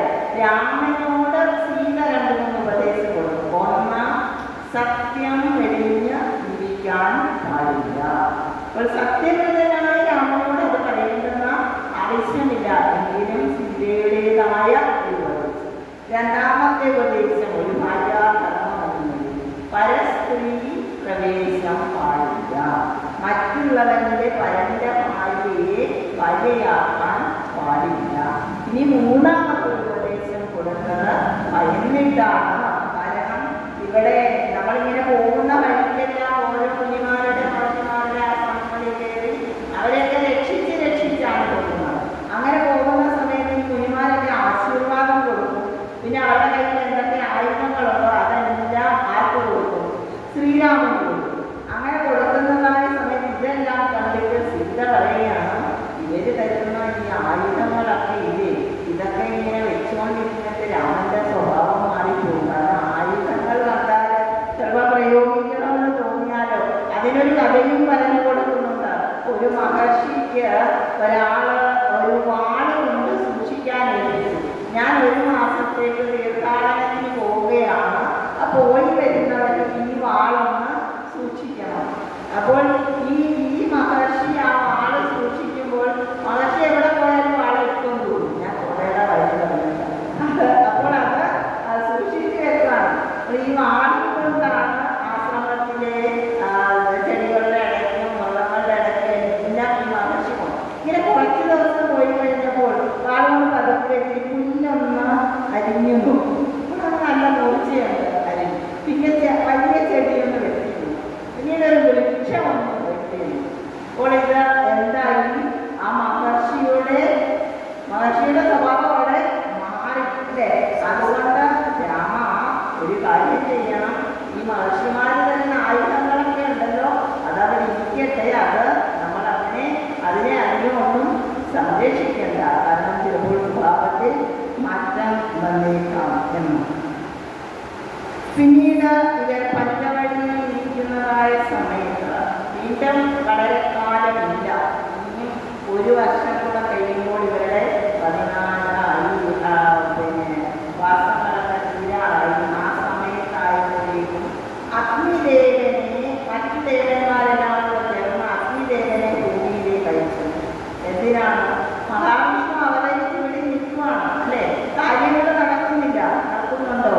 രാവണനെ കൊല്ലണ്ടേ, അതിനുവേണ്ടിയല്ലേ വന്നിരിക്കുന്നത്.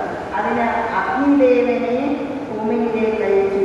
അപ്പോൾ അഗ്നിദേവൻ വന്നിട്ട് പറയുന്നുണ്ട്, നിങ്ങൾക്ക് അതായത് യഥാർത്ഥ സീതയെ എന്ത് ചെയ്യാം, എനിക്ക് തരൂ, ഞാൻ സൂക്ഷിച്ചോളാം. ഇവിടെ നമ്മളൊരു മായാസീതയെ അഗ്നിദേവന്റെ പ്രഭാവത്താൽ ഒരു മായാസീതയെ സൃഷ്ടിച്ച് ഇവിടെ രാമന്റെ അരികിൽ വെക്കാം. അതവർ സമ്മതിച്ചു. എന്നാൽ അതിനു മുൻപ് വേറൊരു സംഭവം കൂടി നടക്കുന്നുണ്ട്.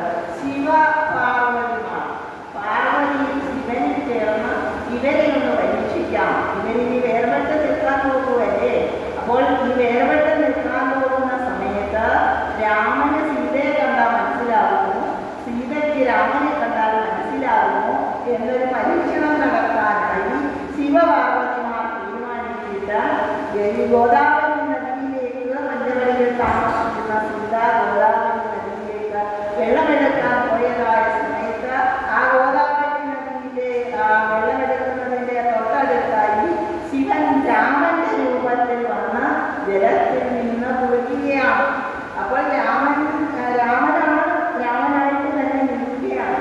അപ്പോൾ സീതയോട് ശിവഭഗവാൻ ചോദിക്കുകയാണ്, ഈ രാമൻ ചോദിക്കുകയാണ്, എന്തേ ഇനി പോകുന്നത്, ഞാനും വരുന്നില്ലായിരുന്നു. അപ്പോൾ സീതയ്ക്ക് മനസ്സിലായി ഇത് രാമനല്ല, ഇത് ശിവനാണ് എന്ന് മനസ്സിലായി. അപ്പോൾ കൂട്ടാഞ്ഞതല്ലേ എന്ന് സീത ചോദിച്ചു. ആരെ കൂട്ടാഞ്ഞതാണ്? പാർവതിയെ കൂട്ടാഞ്ഞതെന്നാണ്. അപ്പോൾ ശിവന് മനസ്സിലായി സീതയ്ക്ക് ഇതേ കളിക്കാൻ പറ്റില്ല എന്ന് മനസ്സിലായി. സീത ജലത്തിലേക്ക് ഇറങ്ങിയില്ല. അപ്പോൾ പിന്നീട് ആ സമയത്ത് ഇവിടെ പാർവതി യഥാർത്ഥ സീതയുടെ രൂപം പ്രാപിച്ച് ഒരു താമരപ്പൂവൊക്കെ എടുത്ത് പൂവയെ നോക്കും, അങ്ങോട്ടും നോക്കും, ഇങ്ങോട്ടും നോക്കും. അങ്ങനെ കളിച്ച് ആരുടെ പോയിട്ട് വരുന്ന മട്ടില് ഒരു പൂവൊക്കെ പറിച്ച് അങ്ങനെ വരികയാണ്. അപ്പോൾ രാമന് മനസ്സിലായി ഇത് പാർവതി ദേവി തന്നെയാണ് എന്ന് മനസ്സിലായി. അപ്പോൾ രാമന്റെ അടുത്ത് നിന്നപ്പോൾ രാമൻ തന്നെ ചോദിക്കുകയാണ്, അർദ്ധാംഗിയായ ദേവിയെ ഒറ്റയ്ക്ക് എങ്ങനെ കാണാനിടയായി? ഒരു അർദ്ധാംഗി എന്ന് പറയുമ്പോൾ അർദ്ധനാരീശ്വരനാണ് പരമേശ്വരനെ പാർവതി അല്ലേ? അവരെ ഒറ്റയ്ക്കല്ല, രണ്ടുപേരും ഒന്നിച്ചല്ലേ വരട്ടെ. എങ്ങനെ പാർവതി ദേവി ഒറ്റപ്പെട്ടു എന്ന് അത് രാമനെ എവിടെ കണ്ടാലും യഥാർത്ഥ രാമനെ സീതയ്ക്ക് മനസ്സിലാകും. സീതയെ എവിടെ കണ്ടാലും എന്നുവെച്ചാൽ മാനസികമായ ബന്ധമാണ് അല്ലെ. ചിലടത്തൊക്കെ ഇരട്ടകൾ ഭാര്യമാരായിട്ടുള്ളവർക്ക് അതിൽ ഇരട്ട തിരിച്ചറിയാൻ ചിലരൊക്കെ ചില പരീക്ഷണങ്ങൾ നടത്താറുണ്ട്. ഒരാൾക്ക് പകരം ഒരാൾ പോവുക അങ്ങനെയൊക്കെ. അപ്പോൾ യഥാർത്ഥ ഭർത്താവിന് സ്വന്തം ഭാര്യയെ മനസ്സിലാക്കും. അങ്ങനെയുള്ള ഭർത്താക്കന്മാർ അല്ലാതെ അവിടെ ഇവിടെ എല്ലാ ഭാര്യമാരുള്ള ചിലർക്കും അതൊന്നും മനസ്സിലാകും. അതാണ് ആ പരീക്ഷണം കൂടി കഴിഞ്ഞു. പിന്നീട് ശൂർപ്പണഖ വരുന്നു. ഇത് ഈ അഗ്നിദേവന്റെ വന്ന സീതയെ എന്ത് ചെയ്തു? യഥാർത്ഥ സീതയെ തന്നിലേക്ക് അഗ്നികുണ്ഡത്തിലേക്ക് എടുക്കുകയും മറ്റ് തൻ്റെ പ്രഭാവത്താൽ ഒരു മായാസീതയെ അവർ നിർമ്മിച്ച് നിർത്തി രാമന്റെ നിർത്തുകയും ചെയ്യുന്നു. പിന്നീട് അതാണ് അഗ്നിപരീക്ഷ വെക്കുന്നത്. സീതയെ ലങ്കയിൽ നിന്ന് കൊണ്ടുവരുന്നതായ സമയത്ത് അവിടെ അഗ്നിപരീക്ഷണം നടത്തിയാണ് എടുക്കുന്നത് അല്ലെ. അപ്പോൾ ആ അഗ്നികുണ്ഡത്തിൽ യഥാർത്ഥ സീത പുറത്തേക്ക് അങ്ങനെയാണ്. അത് ദേവി മഹാത്മ്യത്തിലാണ് ആ കഥ പറയുന്നത്. അഗ്നിദേവൻ എന്നുള്ള ആ പരീക്ഷണം. പിന്നീട് മാരീചൻ വരുന്നു. മാരീചനെ രാവണൻ നയിക്കുന്നു അല്ലെ. ശൂർപ്പണഖ വന്നു. ശൂർപ്പണഖയുടെ അഭ്യാസങ്ങളെല്ലാം കഴിഞ്ഞ് പോയി. ഇവിടെ കരകൃഷിതാക്കളെല്ലാം വധിച്ചു കഴിഞ്ഞിട്ട് അതുകൊണ്ടും രക്ഷയില്ല. 14,000 പേരെയും കൊണ്ടുകഴിഞ്ഞു. പിന്നീട് ശൂർപ്പണഖ രാവണന്റെ സമീപത്തേക്ക് നിന്ന് പരാതി അവിടെ ബോധിപ്പിച്ചു. പരാതി പറഞ്ഞെന്താണ്? നിനക്ക് അനുയോജ്യമായ ഒരു സ്ത്രീരത്നം അവിടെ ഉണ്ട്, അതിനെ കൊണ്ടുവരാൻ വേണ്ടിയാണ് ഞാൻ ചെന്ന്. അപ്പോൾ എന്നെ ഇങ്ങനെ അപമാനിച്ചു വിട്ടു എന്നാ പറഞ്ഞത്. ഒരു സ്ത്രീരത്നം എന്ന് കേട്ട് കഴിഞ്ഞാൽ രാവണൻ എന്ന് പറയുന്നത് അതിശക്തിമാനാണ്. 10 തലയുള്ളതാണ്. നമ്മൾ ചിലരെ പറയുന്നില്ല ഭയങ്കര ബുദ്ധിയുള്ളതാണ്, ഇനി 10 തലയാണ് പറയുന്നത് അല്ലേ. അപ്പോൾ രാവണൻ അത്രയ്ക്ക് ശക്തിമാനാണ്, അത്രയ്ക്ക് ബുദ്ധിമാനാണ്. അങ്ങനെയുള്ള ആ രാവണൻ ഇപ്പോൾ ഒരു ദൂഷ്യമുണ്ട്. എന്താണ്? എന്ത് ലോകത്ത് നല്ലത് കണ്ടാലും അത് എനിക്ക് വേണം, സ്വന്തമാക്കണം. അങ്ങനെ സ്വന്തമാക്കാനുള്ള കഴിവുമുണ്ട്. അങ്ങനെ പലതിനെയും സ്വന്തമാക്കുകയും ചെയ്യുന്നുണ്ട്. ഒരു ചന്ദ്രരാക്ഷി എന്ന് പറയുന്ന ഒരു കന്യക ലക്ഷ്മി ദേവിയെ തപസ് ചെയ്തുകൊണ്ടിരിക്കുന്നു വനത്തിൽ. അങ്ങനെ പോകുന്നതായ സമയത്ത് ഇങ്ങനെ ആ ചന്ദ്രരാക്ഷിയെ ബലാത്കാരം ചെയ്യുന്നു രാവണൻ. അപ്പോൾ ആ രാവണൻ ബലാത്കാരം ചെയ്തപ്പോൾ സങ്കടം കൊണ്ട് ആ ചന്ദ്രരാക്ഷി ഒരു ശാപം കൊടുത്തു. ഞാൻ മഹാലക്ഷ്മിയെയാണ് തപസ് ചെയ്തുകൊണ്ടിരുന്നതെങ്കിൽ ആ ലക്ഷ്മി മൂലം തന്നെ നിന്റെ നാശം ഉണ്ടാകും. ഒരു ശാപമൊക്കെ വാങ്ങിച്ചു വെച്ചിട്ടാണ് ഇവിടേക്ക് ഇപ്പോൾ തന്നെ വന്നാൽ ഈശ്വരനെ നിന്നും സീതയെ അകറ്റിക്കൊണ്ടു പോകാൻ സാധ്യമല്ലെന്ന് രാവണൻ അറിയാം. രാവണന് ഒരു ഭക്തനാണ്. പക്ഷെ രാവണന്റെ ഭക്തി എന്ന് പറയുന്നത് നമ്മൾ 2-3 തരത്തിൽ ഭക്തിയുണ്ട്. ഭക്തി വ്യാജസ്തുതി സ്ഥലം നിന്നാസ്തുതികളിൽ ക്രമാൽ എന്ന് പറയുന്ന വൃത്തമുണ്ട്. വ്യാജസ്തുതികൾ നിന്ദിച്ചുകൊണ്ട് ഭഗവാനെ പ്രീതിപ്പെടുത്തുക അല്ലെ. ഭഗവാനെ നിന്ദിക്കുന്നതോറും ഭഗവാൻ തൻ്റെ അടുത്തേക്ക് വരും, തന്നെ കൊല്ലാനായിട്ട് ഭഗവാൻ വരും. അങ്ങനെ രാവണൻ സ്വപ്നം കാണുന്നത് അവിടെയൊക്കെ ചിന്മയൻ എന്നൊക്കെയാണ്. മുകുന്ദൻ പരബ്രഹ്മൻ എന്നൊക്കെയാണ് ആയി പറയുന്നത് തന്നെ. രാവണൻ പറയുന്നത് തന്നെ. രാവണൻ അറിയാം ഇത് സാക്ഷാൽ സ്വരൂപനായ മഹാവിഷ്ണുവാണ്. പക്ഷേ തൻ്റെ ഭക്തി കൊണ്ടൊന്നും ആര് വരികയില്ല, രാമൻ വരികയില്ല. അതിനു വേണ്ടിയാണ് വ്യാജസ്തുതികളായി രാവണന്റെ അടുത്ത് ഒരുങ്ങി അല്ലെങ്കിൽ രാവണനായിട്ട് പോകുന്നതുമൊക്കെ അതിനുവേണ്ടിയാണ്. എത്രമാത്രം നിന്ന ചെയ്യാമോ അത്രമാത്രം ഭഗവാൻ അടുത്തേക്ക് വന്ന് തന്നെ തനിക്ക് സായുധ്യം നൽകിക്കാൻ ചെയ്യാം. ഇപ്പോൾ ഈ ഋഷ്യശൃംഗൻ എന്ന ഒരു മഹർഷി യാഗം ചെയ്തത് നിമിത്തമാണ് ഇവര് മഹാവിഷ്ണു 4 ശരീരങ്ങളായി അവതരിച്ചതെന്നാണ്. 4 പേരുടെ അതങ്ങനെ ഋഷ്യശൃംഗന്റെ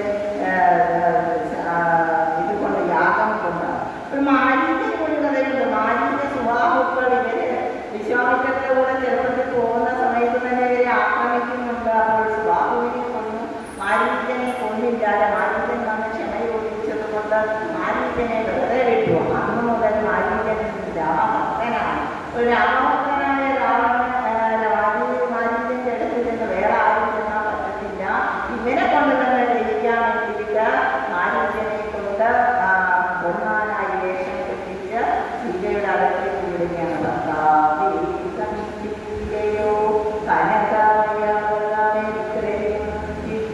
അല്ലെ കളിയാടിയാൽ നല്ലതാണ്, ചോദിച്ചാൽ വരുമെന്ന് തോന്നുന്നു എന്നൊക്കെ രാമനോട് പറഞ്ഞ ഒരു ആഗ്രഹം പറഞ്ഞപ്പോഴാണ് രാമൻ അതിന്റെ പുറകിന് പോയത്.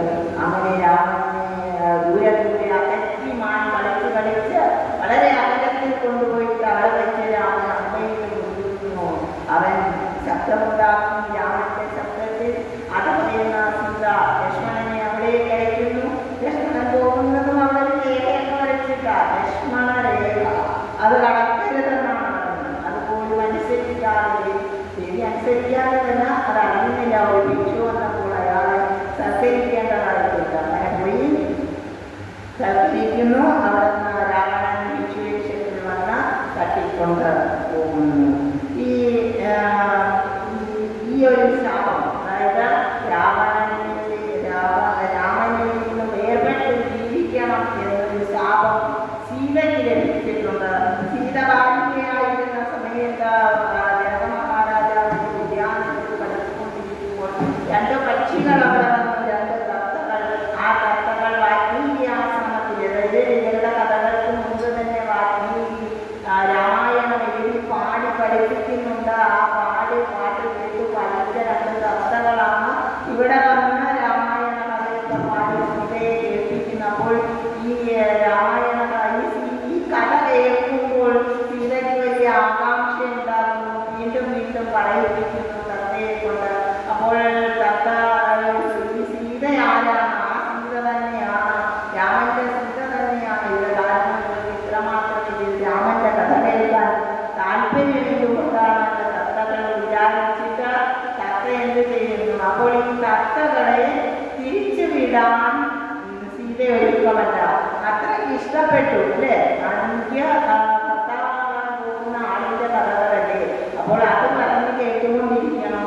അതിന് വേണ്ടി തത്തകളെ വിടാതെ അവിടെ വെക്കുമ്പോൾ ആ തത്ത പറയുന്നുണ്ട് മുട്ടയിടാൻ സമയമായി. അതായത് ഗർഭിണിയാണ് ഈ പെൺതത്ത, അതുകൊണ്ട് ഇവളെ വിട്ടു തരണം, ഞങ്ങൾക്ക് ഇവിടെ നിൽക്കാൻ പറ്റില്ല, ആശ്രമത്തിൽ തിരിച്ചു പോകണം എന്ന് പറയുമ്പോൾ അവള് ആൺതത്തയോട് പറയുകയാണ്, ഞാൻ ഇതിനെ നല്ലതുപോലെ ശുശ്രൂഷിച്ചോളാം, ഇവിടെ വെക്കുക. അപ്പോൾ അവർ പറയുന്നുണ്ട്, പാവാണ് ഞങ്ങൾക്ക്, ഞങ്ങളുടെ ജീവിതം അവിടെയാണ്, വളർന്നു നടക്കാൻ ഇവിടെ ഞങ്ങൾക്ക് സ്വാതന്ത്ര്യം കാണില്ല, സന്തോഷം കാണില്ല. എത്രയൊക്കെ പറഞ്ഞിട്ടും സീത സമ്മതിക്കുന്നില്ല.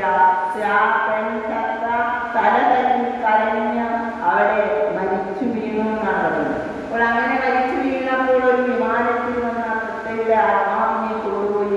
പക്ഷേ ഈ ആൺതത്ത വീണ്ടും ഒരു ശാപവും കൂടി കൊടുക്കും. അത് പോകുന്നതിന് മുമ്പ് പെൺതത്ത പറയുന്നുണ്ട്, ഞാൻ ഈ അവസ്ഥയിൽ എൻ്റെ അപ്പോൾ ആൺതത്തയോട് സീത പറഞ്ഞു, നീ പോകുന്നെങ്കിൽ പോകും, ഞാൻ ഇതിനെ സംരക്ഷിച്ചു കൊള്ളാമെന്ന് പറയുന്നുണ്ട്. നിനക്കും ഗർഭിണിയായിരിക്കുമ്പോൾ നിന്റെ ഭർത്താവിൻ്റെ അടുത്തിരിക്കാൻ പറ്റാതെ എന്ന പെൺതത്ത ഒരു ശാപം കൊടുക്കുന്നുണ്ട്. ആൺതത്ത പോകുന്നതായ സമയത്ത് മറ്റൊരു ശാപം കൂടി കൊടുത്തു. ആൺതത്ത പറഞ്ഞു, നിന്റെ ദാമ്പത്യ ജീവിതം മുടക്കുവാനായി ഞാൻ അന്ന് വന്ന് ജനിക്കും.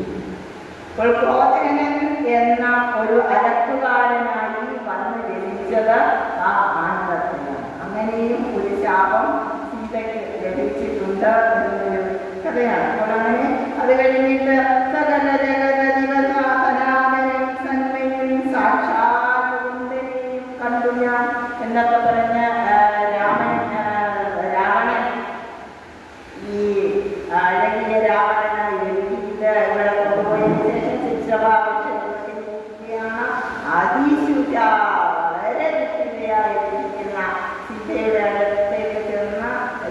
ഘോഷയാത്രകളോടും എല്ലാ ആഡംബരങ്ങളോടും ഒരുക്കി അഴകിയ രാവണനായിട്ട് ചെന്നിട്ട് പ്രേമാഭ്യർത്ഥന നടത്തുകയാണ്. എന്താണ് പറയുന്നത്?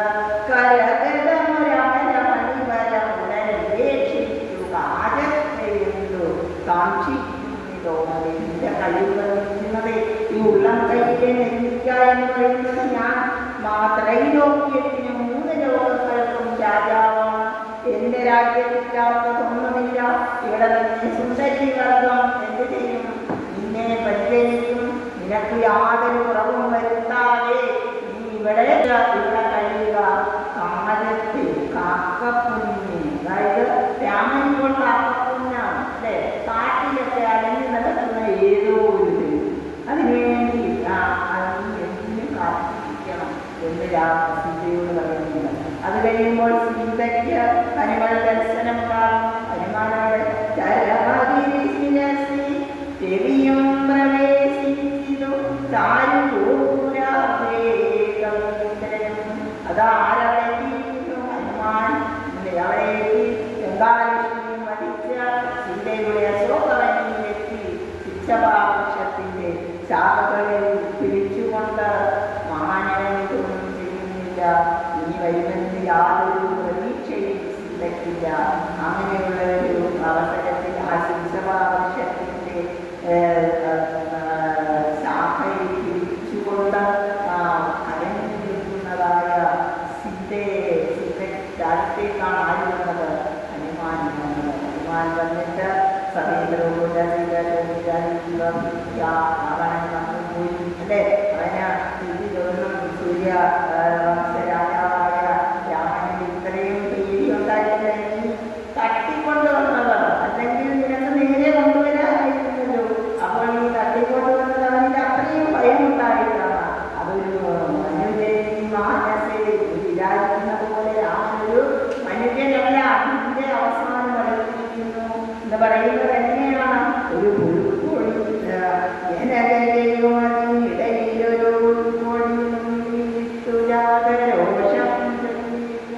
അതൊരു കുഞ്ഞിന് പോലും വിലയില്ല രാവണൻ അല്ലേ. സീതയ്ക്ക് നമ്മൾ നോക്കുമ്പോൾ ഇത്രമാത്രം ദുഃഖം അനുഭവിച്ചുകൊണ്ടിരിക്കുന്ന ഒരവസ്ഥയിലും സീത രാമനെ കൈവിടാൻ തയ്യാറാകുന്നില്ല അല്ലേ. അവിടെ ഒരു പുലുക്കൊള്ളി നുള്ളി അതിനിടയിലിട്ടു.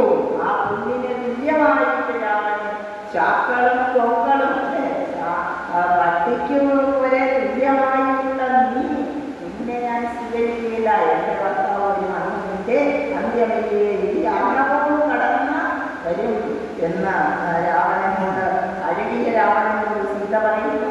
പിന്നീട് യുദ്ധം കഴിഞ്ഞതിന് ശേഷം സീതയെ എന്ത് ചെയ്യുന്നു? പക്ഷെ തിരികെ സ്വീകരിക്കുന്ന സമയത്തും ഇപ്പോൾ ആദ്യ യുദ്ധമെല്ലാം കഴിഞ്ഞു, രാവണവധമെല്ലാം കഴിഞ്ഞു. കഴിഞ്ഞ ഉടനെ രാമൻ സീതയെ അന്വേഷിക്കുന്നില്ല. രാവണവധം കഴിഞ്ഞ അടുത്ത വഴിയായി ചെയ്യുന്ന കർമ്മം എന്താണ്? വിഭീഷണനെ ഗംഗാധിപതിയായി അഭിഷേകം ചെയ്യുകയാണ്. ആ സമയത്ത് അവിടെ അസ്വസ്ഥനായ ഒരാളുണ്ട്. ആരാണ്? നമ്മുടെ കവീന്ദ്രൻ. ഹനുമാന് ഇങ്ങനെ ചോദിക്കും, ഇവിടെ വലിയ സംഭവം നടക്കുമല്ലോ, ഇത് കഴിഞ്ഞില്ലേ, അപ്പോൾ സീതയെ കാണാൻ തിടുക്കമായി ഹനുമാൻ ഇങ്ങനെ ചോദിക്കുകയാണ് സീതയെ കൊണ്ടുപോയത്. ഹനുമാൻ സീതയെ ആനയിക്കുമ്പോൾ ശ്രീരാമൻ പെരുമാറിയത് എങ്ങനെയാണ്? പരുഷമായ വാക്കുകളാണ് പറയുന്നത് അല്ലേ. ഇത്ര നാളും കാണാതിരുന്നിട്ട് കണ്ടുടനെ കെട്ടി പിടിച്ച് ആലിംഗനം ചെയ്യുക, അങ്ങനെ സ്വീകരിക്കുകയല്ല ചെയ്തത്. പരുഷമായ വാക്കുകളിലൂടെയാണ് സ്വീകരിച്ചത്. ഒരു സ്ത്രീയുടെ അവസ്ഥ അല്ലേ. നമ്മൾ പറയാറുണ്ട് ചില ആ പെൺകുട്ടി എത്ര നല്ല കുടുംബത്തിലെ എത്ര സൗകര്യത്തിൽ ജീവിച്ച പെൺകുട്ടിയായിരുന്നു. ഈ ഭർത്താവിൻ്റെ വീട്ടിലൊക്കെ ഇങ്ങനെല്ലാ സംഭവങ്ങളും അയാൾക്ക് നാശമായിരുന്നു പറയുന്നത്. പക്ഷെ ഇവിടെ സീതയുടെ പരസ്പരം എങ്ങനെയാണ്? അയോധ്യ തന്നെയാണ് അല്ലേ. അയോധ്യ എങ്ങനെയുള്ളതാണ്? കണ്ടോളൂ കണ്ടുളർക്കും മണിഭവനോ രാജലക്ഷ്മി ഗംഗാശ്ലേഷം കലർന്നുള്ള അഖില വസു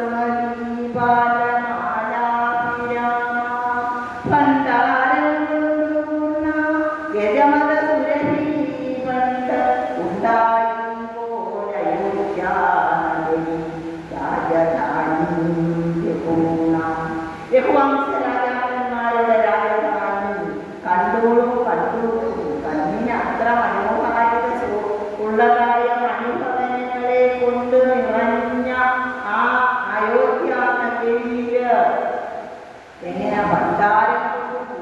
ഭണ്ഡാരങ്ങളെല്ലാം പൂർണ്ണമായി നിറഞ്ഞിരിക്കുന്നു. രാജലക്ഷ്മി ആശ്ലേഷം, രാജ ഐശ്വര്യ ദേവത ആശ്ലേഷം ചെയ്ത് വെച്ചിരിക്കുന്ന നഗരിയാണ്. പിന്നോ മതയാനങ്ങളുടെ മതജലത്തിന്റെ മണക്കൂട്ട് നാൽക്കവരകളെല്ലാം നിറഞ്ഞു നിൽക്കുന്നു എന്ന് പറഞ്ഞാൽ എല്ലാ നാൽക്കവരകളിലും ആനകളുടെ മതയാനകളുടെ അത്രയ്ക്ക് സമ്പൂർണ്ണ, നമ്മൾ ഒരാനൊക്കെ വലിയ സമ്പദ്കാരനാണ് അല്ലേ. മതയാനകളുടെ സമ്പത്ത് എല്ലാ നാൽക്കവരകളിലുമുള്ള ഇത്ര വലിയ രാജധാനിയിലേക്കാണ് പിന്നീട് പാപം കഴിച്ചു കൊണ്ടുപോകുന്നത്. അപ്പോൾ ഇത്രമാത്രം ദുഃഖങ്ങൾക്കൊന്നും ഒരു കാരണവുമില്ലാത്ത അല്ലേ, ഒരു കാരണവശാലും ദുഃഖങ്ങൾ ഉണ്ടാവരുതാത്ത ഒരു രാജധാനിയിൽ വന്നിട്ടും സീതയ്ക്ക് ഇത്രമാത്രം ദുഃഖങ്ങളുണ്ടായി. പക്ഷേ ഓരോ അവസ്ഥകളെയും സീത എങ്ങനെ തരണം ചെയ്തു അല്ലേ. എല്ലാത്തിലും തൻ്റെ ഭർത്താവിനോടൊപ്പം ക്ഷമയോടൊപ്പം ഈ ക്ഷമാശക്തി സീതയ്ക്ക് തൻ്റെ അച്ഛനിൽ നിന്ന് കിട്ടിയതാണ്. എപ്പോഴൊക്കെ ജനക മഹാരാജാവ് എന്ത് ചെയ്യുന്നുവോ, ധ്യാനത്തിലിരിക്കുന്നുവോ, അപ്പോഴൊക്കെയും എന്ത് ചെയ്യും, സീതയെയും ധ്യാനത്തിലിരിക്കും. ആ ചെറുപ്പത്തിൽ തന്നെ മനോബലമാർജിച്ച് ആത്മീയ ശക്തി ആർജിച്ചത് കൊണ്ടാണ് ഇതെല്ലാം എടുത്തു കളഞ്ഞ് ഇന്നത്തെ സീതയ്ക്ക് നമ്മൾക്ക് ഓരോരുത്തർക്കും ഓരോ ദുഃഖങ്ങളും സഹിക്കാൻ പറ്റത്തില്ല അല്ലേ. ദുഃഖഭാരങ്ങളും പേര് നമ്മളിങ്ങനെ യാത്ര ചെയ്യുന്നു. എവിടെ ചെന്നാലും നമ്മൾക്ക് ദുഃഖങ്ങളിങ്ങനെ മത്സരിക്കുകയാണ്. ഒരു തമ്മിൽ മല്ലിടുന്നു എന്ന് പറയുന്ന ദുഃഖങ്ങൾ അല്ലേ. ഒരു ദുഃഖം തീരെ നമ്മൾ കഴിഞ്ഞതിന് മുന്നേ അടുത്ത ദുഃഖം ഇടിച്ചു കയറണം, നീ അങ്ങോട്ട് മാറി ഞാൻ എന്ന് പറയുന്നു അല്ലേ. അത്രമാത്രം ദുഃഖഭാരങ്ങൾ വരുന്നതായ ജീവിതത്തിൽ നമ്മൾ ഓരോരുത്തർക്കും സീതയുടെ കഥ, രാമായണത്തിന്റെ കഥ ഒരു മനോഹരമാകട്ടെ. മനഃശക്തിക്കായി നമുക്ക് പ്രാർത്ഥിക്കാൻ പറ്റിയ ഒരു കൃതിയാണ് രാമായണം. ഇത്രയും സമയം എൻ്റെ വാക്കുകളൊക്കെ വളരെ ശ്രദ്ധയോടെ ഭക്തിയോടെ കേട്ടുകൊണ്ടിരുന്ന ഏവർക്കും നിങ്ങളുടെ മുന്നിൽ സാഷ്ടാംഗ പ്രണാമം അർപ്പിച്ചുകൊണ്ട് എൻ്റെ വാക്കുകൾ